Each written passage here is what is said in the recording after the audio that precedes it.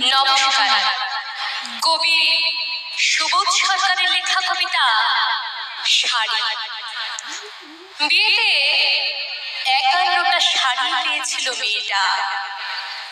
অষ্টমঙ্গলায় ফিরে এসে আরো ৬টা। এত শাড়ি একসঙ্গে সে জীবনে দেখেনি। আলমারির প্রথম থাকে সে রাখলো সব নীল শাড়িতে। হালকা নীল একটাকে জড়িয়ে ধরে বলল, তুই আমার আকাশ। দ্বিতীয় থাকে রাখলো সব গোলাপিতে। একটা গোলাপিকে জড়িয়ে সে বলল, তোর নাম অভিমান। তৃতীয় থাকে ৩টে ময়ূর, যেন ৩ দিক থেকে ছুটে আসা সুখ। তেজপাতা রঙের শাড়িটা তার নাম দিল বিষাদ। সারা জীবন সে শুধু শাড়ি উপহার পেল। এত শাড়ি সে কি করে এক জীবনে পরবে? কিন্তু বছর যেতে না যেতে ঘটে গেল সেই ঘটনাটা। সন্ধ্যের মুখে মেয়েটি বেরিয়েছিল স্বামীর সঙ্গে চাইনিজ খেতে। কাপড়ে মুখ বাঁধা ৩টি ছেলে এসে দাঁড়ালো। স্বামীর তলপেটে ঢুকে গেল ১২ ইঞ্চি।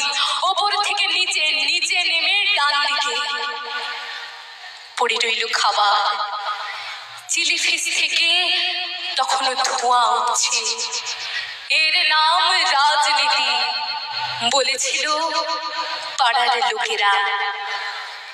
বিয়েতে ৫১টা শাড়ি পেয়েছিল মেয়েটা। অষ্টমঙ্গলায় ফিরে এসে আরো ৬টা।